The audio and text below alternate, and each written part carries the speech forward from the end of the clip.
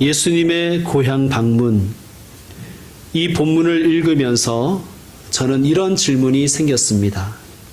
왜 예수님은 제자들을 데리고 고향을 가셨을까?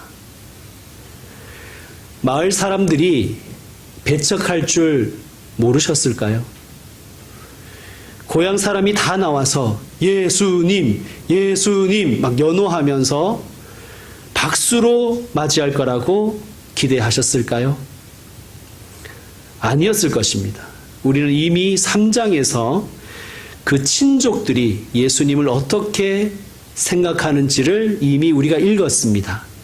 3장 21절에 보면 예수님의 친족들은 예수님이 아웃 오브 마인드, 미쳤다고 그렇게 이야기했습니다. 친족들이 그 정도니까 고향 사람들의 분위기야 뭐 말해서 무엇하겠습니까? 제가 만약 예수님이라면 저는 고향에 제자들을 데리고 가지 않죠. 뻔하잖아요. 그 아저씨가 혹은 그 아지매가 뭐라고 할지 뻔히 예상이 가지 않습니까? 저는 그래서 절대 여러분을 데리고 제가 자란 대구에 데려가지 않습니다. 뭐 여러분도 갈 생각도 없겠지만 안 데려갑니다. 기대하지 마십시오. 뻔하잖아요. 무슨 말 할지 뻔히 상상이 가잖아요. 제가 배척당하는 그런 가오 빠지는 모습을 뭐 하려고 보여줍니까? 망신이 아니겠습니까? 자, 그렇다면 다시 질문을 던집니다. 왜 예수님은 제자들을 데리고 고향에 가셨을까요? 보여주고 싶으신 것이 있으셨을 것입니다. 제자들이 무엇을 보기를 원하셨을까요? 우리가 이 질문을 안고 오늘 말씀을 묵상해 가십시다.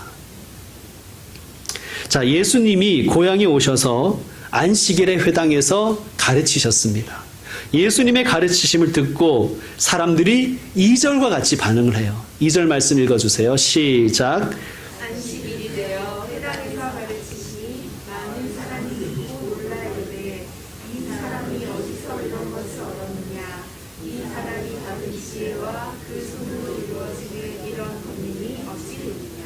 아멘. 자, 성경을 이렇게 한 절씩만 읽으면 우리가 오해를 하지요. 자, 여러분 이 말씀이 긍정의 반응입니까? 아니면 부정적인 반응이에요? 이 2절만 가지고는 알 수가 없죠. 우리가 3절 쭉 읽어보면 그것을 알 수 있습니다. 그러니까 성경 문맥을 통해서 알아야 됩니다. 이것은 감탄이 아니라 폄하입니다. 자, 3절에 마을 사람들이 이렇게 얘기합니다. 이 사람이 마리아의 아들 목수가 아니냐. NIV 성경이 참 잘 번역했습니다. NIV 성경을 직역하면 이렇습니다. 이 사람은 그 목수가 아닌가? 이 사람은 마리아의 아들이 아닌가? 이 친구 마리아의 아들이잖아.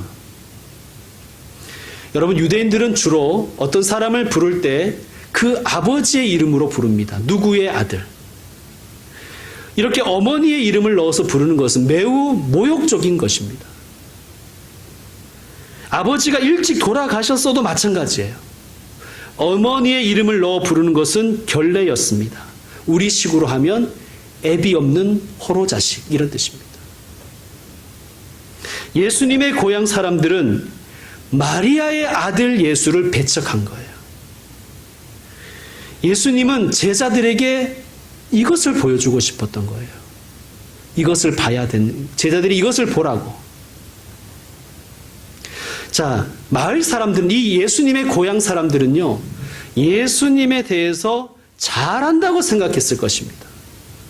예수, 걔는 내가 잘 알지, 걔는. 걔 내가 어버 키웠잖아. 그 집에 숟가락이 몇 개인지 젓가락이 몇 개인지 내가 다 알고 있어. 그 형제들 내가 다 알고, 그 누이들이 어디에 시집가서 사는지도 내가 다 알잖아. 걔는 내가 잘 알아. 그리고 나서 예수를 배척하는 거예요. 여러분, 여기에서 우리는 우리의 모습을 발견해야 됩니다. 이거 우리의 모습 아닙니까? 저와 여러분이 이런 지금 상태에 있지는 않습니까? 마치 내가 다 아는 것처럼 그렇게 생각하지 않습니까? 나 어머니 뱃속에서부터 교회 다닌 사람이야. 내가 교회를 잘 알지. 교회란 말이야. 자고로 일해야 돼. 목사는 일해야지. 집사, 권사, 장로는 일해야 되는 거야. 나 성경부 한 사람이야. 아마 내가 당신보다 더 많이 알걸? 우리는 성경도 잘 알고 교회도 잘 알고 그리고 예수님을 배척하고 있지는 않습니까? 머리로만 알고 정작 가슴으로는 주님을 불신앙하고 있지는 않냐는 말이죠. 여러분, 알면은 두 가지 차원이 있죠. 하나는 지식적인 알미 있고 관계적인 알미 있습니다. 예수님에 대해서, 교회에 대해서 그저 몇 가지 정보를 가지고 있는 것은 그냥 지식적인 알미예요. 그러나 예수님을 믿고 영접하고 예수님 사랑하고 예수님 따르는 것은 관계적인 알미입니다. 예수님의 고향 사람들이 그저 지식적 알미에 머무르고 있음을 보여주고 싶었던 것입니다. 지식적 알미에 머무르면 예수님을 배척하는 거예요. 예수님은 지식적 알미, 관계적인 알무로 연결되기를 원하십니다. 자, 오늘 이 자리에 예배를 참석하신 분들과 또 온라인으로 예배를 참석하신 모든 분들에게 한번 여러분 자신을 돌아보기를 원합니다. 여러분의 알은 지식적인 알미입니까? 아니면 관계적인 알미입니까? 어떤 글에서 제가 읽었어요. 요즘같이, 오늘은 아니고요. 요즘같이 이렇게 좋은 계절의 어느 날 한 부인이 남편에게 애교를 섞어서 막 이렇게 얘기하는 거예요. 여보, 오늘은 피자를 먹고 싶어요. 그래서 그 이야기를 듣는 남편이 열심히 네이버를 검색하는 거예요. 열심히 네이버를 검색해서 가르쳐 줍니다. 이 결론을 내려주는 거죠. 여보, 이 집이 맛있대. 여기에 시켜. 내가 시켜줄까? 잘했죠? 이 남성 동무들은 그런 표정이 잘했네. 잘했어. 뭐가 잘못됐단 말이야. 그런 표정을 짓고 있는 남성 동무들이 있죠. 여러분, 이런 남편을 두 단어로 얘기합니다. 등신. 꼴값을 떤다고 얘기하는 것입니다. 이 여성이 정말 말하는 것은 가을이 한창인데 드라이브도 좋고 산책도 좋으니 나 좀 데리고 나가서 데이트 좀 시켜줘, 이런 뜻이라는 거예요. 아시겠습니까, 남성 동지 여러분? 네이버 검색하라는 게 아닌 거예요. 여러분, 여기에서 여기로 내려가야 됩니다. 여러분의 삶에 주님과의 인격적인 만남이 있기를 축원합니다. 여러분, 그저 우리는 예수님에 대해서, 교회에 대해서 그냥 지식적인 알미에 머무를 때가 있어요. 그 지식이 관계로 나아가지 않는 거예요. 여러분, 예수님을 인격적으로 만나라는 말을 하잖아요. 무슨 말입니까? 사귐이 시간이 지나면 지날수록 예수님과의 사귐이 깊어져야 한다는 것입니다. 자, 예수님은 또 뭘 보여주고 싶었을까요? 예수님은 제자들이 무엇을 보기 원하셨을까요? 고향 사람들이 이렇게 이야기합니다. 이 사람은 그 목수가 아닌가? 그 목수가 아닌가? 마리아의 남편 요셉은 일찍 세상을 떠난 것으로 추측됩니다. 그래서 짐작컨대 장남인 예수는 일찍 가정의 생계를 책임져야만 했을 것입니다. 예수님은 목수의 아들이었고 또한 예수님 자신도 꽤 능숙한 목수였습니다. 그리고 꽤 유명했나 봅니다. 그래서 사람들이 이렇게 얘기합니다. 이 사람은 그 목수가 아니냐. 여러분, 예수님은 노동자였어요. 예수님이 어떻게 생기셨을까요? 여러분, 예수님의 외모를 이렇게 떠올리면 어떤 것이 떠오르세요? 우리는 이게 명화들의, 성화들에게 너무 많이 이렇게 지배를 당해서요. 예수님 이러면 이 스칸디나비아계 백인을 상상하죠. 금발, 그리고 파란 눈동자. 뭐 그 정도도 아니고 일단은 얼굴이 창백해요. 얼굴이 하얗습니다. 그리고 손은 굉장히 이렇게 가녀리고 마치 신경쇠약에 걸린 사람처럼 팔을 발발 떨고 있는 그런 미남 선비 같은 예수님을 생각한단 말이에요. 여러분, 예수님은 사실 우리가 생각하는 예수님은 우리의 허상입니다.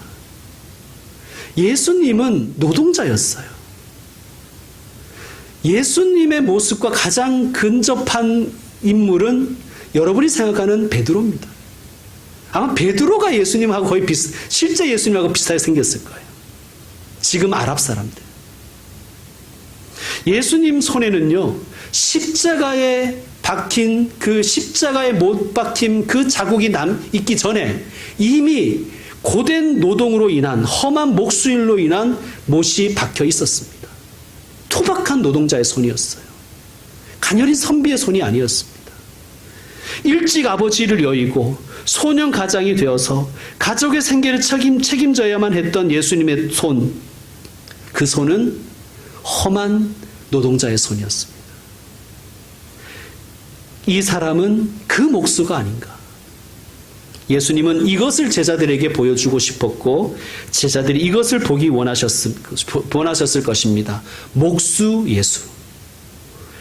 사랑하는 성도 여러분, 여러분의 일은, 여러분의 노동은 숭고합니다. 정직한 땀을 흘리는 모든 일이 다 성직입니다. 특별히 가족을 위한 노동은 하나님께 드리는 삶의 예배입니다. 어떤 분들은 개신교 목사님들이 신부님이나 수녀님들에 비해서 너무 많은 것을 누린다고 비판합니다. 그 비판을 저는 대체적으로 겸허히 수용합니다. 그러나 딱 하나, 결혼에 대해서는 할 말이 좀 있어요. 여러분, 오직 사역만 생각한다면, 오직 사역자의 삶만 생각한다면 저는 솔직히 신부님과 수녀님들과 스님들이 부럽습니다. 오직 사역만 생각한다면 말이죠. 여러분, 성직을 수행하는 데 있어서 배우자나 가족이 딸린 것과 독신으로 사는 것 중에서 뭐가 더 수월할 것 같습니까? 성직을 수행하는 데 있어서 독신이 수월할까요? 아니면 가족이 딸린 것이 수월할까요? 성직자로서 제일 괴로운 지점은 나 자신이 비굴해져 보일 때입니다. 비겁하게 보일 때는 거예요. 인간적인 약점이 가족들에게 드러날 때입니다. 혹은 내 안에 있던 그 내재하고 있던 그 속물근성이 가족이나 가까운 사람에게 드러날 때 가장 비참합니다. 여러분, 나 자신이 비굴하고 비겁하고 또 속물같이 느껴지는 일들은 내가 독신으로 성직을 수행할 때 많이 일어날까요? 많이 경험할까요? 아니면 누군가의 배우자일 때, 누군가의 부모일 때 더 많이 경험할까요? 결혼하지 않은 사람이 만약에 결혼 생활에 대해서 강의한다면 여러분 뭐라고 반응하시겠습니까? 혹은 자녀를 낳아보지 않았거나 길러보지 않은 사람이, 특별히 중학생 자녀를 키워보지 않은 사람이 자녀 양육에 대해서 교육을 한다면 뭐라고 하시겠습니까? 저는 중학생까지만 키워봐가지고요. 우리 이러겠죠. 네, 키워보세요. 알았으니까 한번 당신도 키워보세요. 아마 그럴 것입니다. 하나님은 왜 목사에게 가정을 가지게 하셨을까요? 왜 하나님은 저와 여러분 같은 성도들에게 수도원이나 기도원이 아니라 세속에서 살기를 하나님은 원하실까요? 왜 교회를 산속에 짓게 하지 않으시고 세상 한복판에 세우셨을까요? 모르셔서, 일상의 고단함을 모르셔서 그러실까요? 그렇지 않습니다. 예수님은 우리가 얼마나 비굴하게 사는지, 얼마나 먹고 사니즘의 문제 때문에 고달프고 남루한 인생을 살아야 되는지 예수님은 잘 알고 계십니다. 여러분, 삶을 이해하는 자만이 진리의 심층을 깨달을 수 있어요. 한번 따라해 볼까요? 삶을 이해하는 자만이 진리의 심층을 깨닫는다. 중학생 자식 중2를 길러보지 않고 인생을 논할 수 있습니까, 여러분? 자식 때문에 그동안 내가 붙들었던 그 모든 계획과 신념 다 깨지고 무너지는 것을 경험하지 않고 하나님의 아버지 되심을 어떻게 이해하냐면, 하나님의 아버지 되심, 그 사랑과 고뇌, 그 깊이, 그것에 대해서 어떻게 말할 수가 있겠습니까? 신부님들 중에는 유명한 설교자가 없습니다. 여러분 신부님 중에 유명한 설교자 혹시 생각나세요? 명설교가 중에 하나로 인정받는 곽선희 목사님에게 한 신부님이 물었대요. 목사님은 어쩜 그렇게 설교를 잘하십니까? 그러자 곽 목사님이 이렇게 대답하셨대요. 결혼해 보세요. 여러분의 담임 목사가 저 같은 부족한 인간이 아니라 천사였으면 좋겠죠. 천사가 박보분 같이 생긴 천사가 나타나가지고 막 설교하고 이랬으면 좋겠죠. 목했으면. 그럼 여러분 분명히 여러분도 영악하기 때문에 그랬을 거예요. 당신이 비정규직이 뭔지 알아? 당신이 출퇴근의 고달픔을 이해하기나 해? 부도의 위기가 뭔지는 아니? 취준생의 괴로움을 알기나 해? 애들 학원비가 얼마인지는 알아? 속 썩이는 자식 때문에 눈물을 흘려봤어? 그렇게 하고 그 천사도 배척할 것입니다.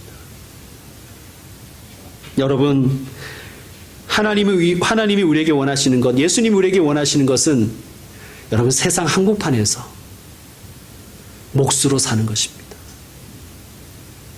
성실한 몫. 초기 기독교가 싸운 이단 중에는 가연설 이단이라는 게 있어요. 이 가연설이라는 것은 가짜로 나타났다는 뜻이에요. 가면을 쓰고 나타났다는 뜻입니다. 이게 뭐냐 하면 가연설 이단들은 예수님의 성육신을 부인했어요. 거룩하신 하나님이 어떻게 더럽고 악하고 속된 인간의 몸을 입을 수 있겠는가? 그럴 수 없다. 하나님은 그저 이 땅에 인간으로 오신 것이 아니라 인간의 가면을 쓰고 나타나신 것뿐이다. 그럴듯합니까? 이 가연설은 이단이에요. 여러분, 우리는 예수님이 참 하나님으로서 참 인간으로 사셨음을 우리는 믿습니다. 예수님은 목수 흉내를 내신 게 아니라 진짜 목수였습니다. 목수로 사신 거예요. 한번 여러분 질문해 볼게요. 예수님도 생활고를 겪으셨을까요? 그럼요. 예수님도 식욕을 느끼셨을까요? 그럼요. 불경스럽긴 하지만 예수님도 성욕을 느끼셨을까요? 그럼요. 왜냐? 참 인간이셨기 때문입니다. 이 사람은 그 목수가 아닌가? 예수님은 우리가 이것을 배우기를 원하십니다. 사랑하는 성도 여러분, 여러분의 각자의 삶의 자리에서 성실하게, 진실하게, 그렇게 여러분의 직업에서 최선을 다하여 사십시오. 그것이 우리의 소명입니다. 몫으로 사십시오. 또 하나, 예수님이 제자들에게 무엇을 가르쳐 주고 싶었을까요? 제자들이 무엇을 보기를 원하셨을까요? 예수님은 목수셨지만 목수로만 사시지 않으셨어요. 여러분, 신자에게는 두 가지 직업이 있습니다. 본업은 선지자적 삶입니다. 부업은 여러분의 직업이에요.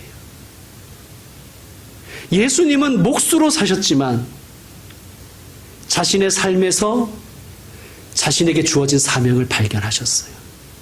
그리고 그분은 선지자적인 삶을 사셨습니다. 예수님이 선지자였다는 뜻이 아니라 선지자적인 삶을 사셨다는 거예요. 여러분, 선지자가 뭔지 아세요? 선지자는 하나님의 뜻을 가르쳐주는 사람이에요. 말로만 가르치는 것이 아니라 삶으로 다 보여주는 사람이 선지자입니다. 예수님이 선지자적인 삶을 사신 거예요. 여러분, 하나님은 우리가 각자의 삶의 자리에서 몫으로 살기를 원하십니다. 그러나 우리의 본업이 선지자임을 알고 우리가 선지자적인 삶을 살기를 원하십니다. 그것을 우리식으로 용어로 다시 바꾸면 예수님의 제자로 살기를 원하신다는 뜻입니다. 몫으로 살고, 그러나 몫으로만 사는 것이 아니라 예수님의 제자로 살기를 주님은 원하신다는 말씀입니다. 여러분, 그런데 우리가 명심해야 할 말씀이 있어요. 5절입니다. 5절을 보시면 거기가 어디예요? 고향이지요. 아무 권능도 행하실 수 없어. 충격적이지 않습니까? 고향에서는 아무 권능도 행하지 않았다가 아니에요. 기분 나빠서, 예수님이 배척하는 고향 사람들이 기분 나빠서 아무 권능도 행하지 않았다가 아니라 거기서는 아무 권능도 행하실 수 없었다라는 것입니다. 여러분, 목수 예수님에게서 선지자적인 사명을 발견하지 못하는 사람들에게는 예수님이 권능을 행하실 수 없다는 거예요. 여러분, 우리의 눈이 바뀌어야 되는 거예요. 우리의 눈에 비늘이 벗겨지지 않으면 하나님은 우리의 삶에 권능을 행하실 수 없습니다. 목수 예수 속에 있는 선지자를 발견하지 못하는 사람들에게 주님은 아무 권능을 행하실 수 없었습니다. 여러분, 우리의 관점이 변화되기를 원합니다. 여러분, 우리가 고향 사람들처럼 사람들을 볼 때가 있어요.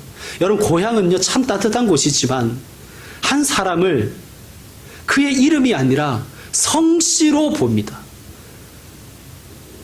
권씨, 권씨 아들 이런 거죠. 권씨네 자손. 그의 된데미를 보지 않고 그 집안으로 그를 규정합니다. 그리고 제한합니다. 고향이라는 환경은 그래서 나를, 어떤 사람을 과대평가할 수도 있고 과소평가할 수도 있습니다.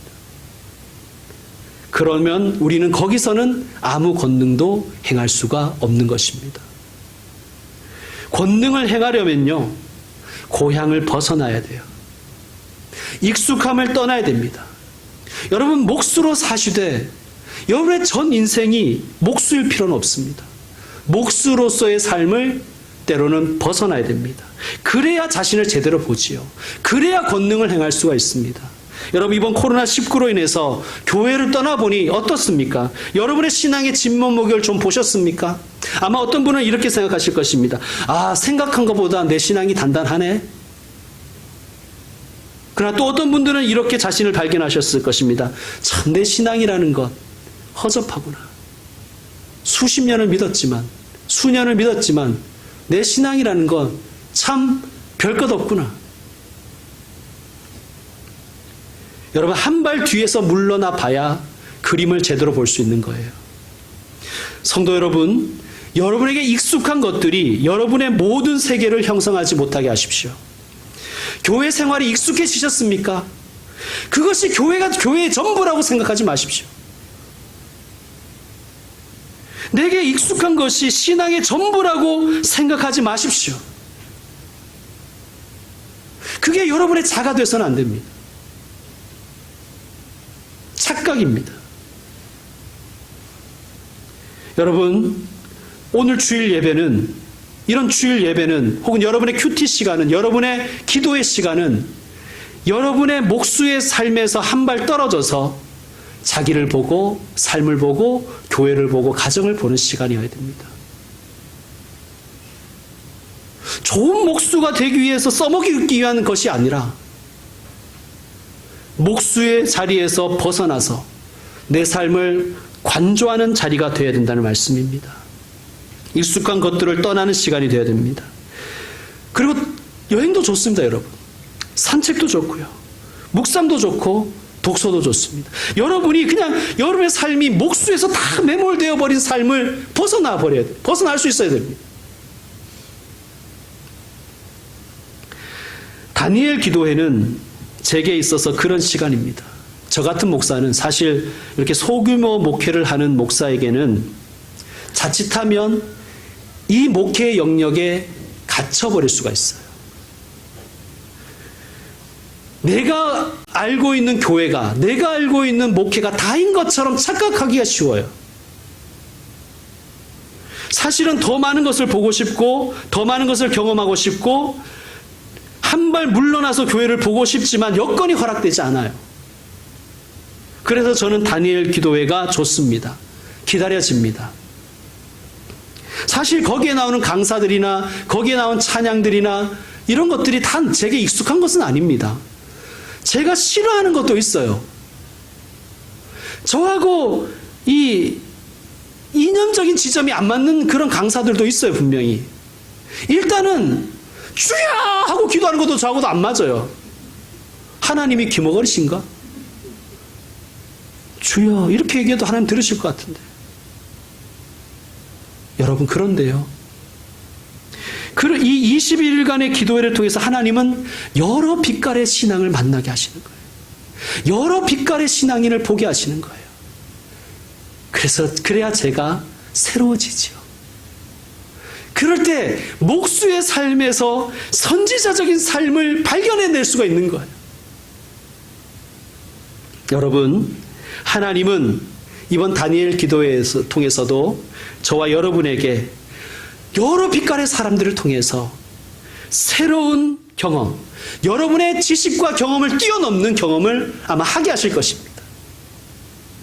기대하고 참여하셔도 좋습니다.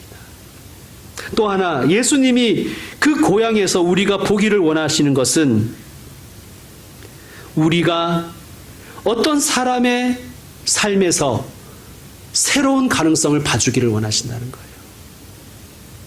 여러분, 우리는 늘상 만나는 사람, 지난주에도 본 그 사람, 그 사람 내가 잘하는 사람이야, 이렇게만 생각하지 말고 그 사람 속에 있는 선지자적인 가능성을 보기를 하나님은 원하시는 거예요.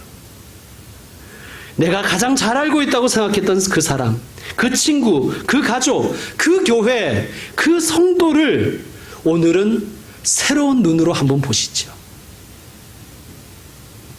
혹 이전에 부정적인 이미지를 갖고 있었다면 오늘은 하나님께 먼저 내 눈을 씻어달라고 기도하고, 하나님, 내 눈이 고침받아서 익숙한 것에서 벗어나서 그 사람을 낯선 눈으로 보게 해주십시오. 새로운 눈으로 보게 해주십시오. 자녀도 마찬가지고요. 부모도 마찬가지고, 친구도 마찬가지고, 교회도 마찬가지입니다. 따라합시다. 그 목수에게서 그 선지자를 보자. 이제 말씀 마무리하겠습니다. 예수님은 왜 제자들을 데리고 고향을 가셨을까요? 정리합시다. 예수님은 우리가 머리로만 예수님을 아는 것이 아니라 가슴으로 알기를 원하십니다. 지식적인 알매 갇혀서 예수님을 배척하는 사람이 아니라, 교회를 배척하는 사람이 아니라 관계적 알무로 나아가서 예수님을 인격적으로 만나고 예수님과의 관계가 더 깊어지는 사람, 교회와의 관계가 더 깊어지는 사람 되기를 하나님 원하십니다. 예수님은 능숙한 목수였습니다. 예수님은 노동자였습니다. 예수님은 자신의 삶을 충실하게 사셨습니다. 예수님 오늘도 우리에게 목수이기를 원하십니다. 여러분이 하고 있는 일들은 지겨운 그냥 밥벌이가 아니에요. 여러분이 지금 하시는 일은 주님이 주신 거룩한 사명입니다. 그게 알바라 해도 말이죠. 거룩한 사명인 거예요. 진실하게, 신실하게 사명을 수행하기 바랍니다. 그러나 예수님은 목수로만 사시지 않으셨어요. 예수님은 목수의 삶에서 선지자적인 사명을 발견하셨고 선지자적인 삶을 사셨습니다. 우리 역시 마찬가지입니다. 우리는 목수로 살아야 되지만 우리는 주님의 제자입니다. 주님의 제자가 본업이에요. 주님의 제자로서 우리는 목수로 사는 거예요. 우리의 삶의 현장에서 선지자로, 제자로 살아가기를 주님이 원하십니다. 마지막으로, 내가 가장 잘한다고 생각하는 것, 심지어 그것이 사람일지라도 그 사람, 그 친구, 그 일, 우리 교회, 우리 성도를 오늘 새롭게 보시길 바랍니다. 그 목수에게서 그 선지자를 발견하는 사람은 복이 있는 줄로 믿습니다. 기도하겠습니다.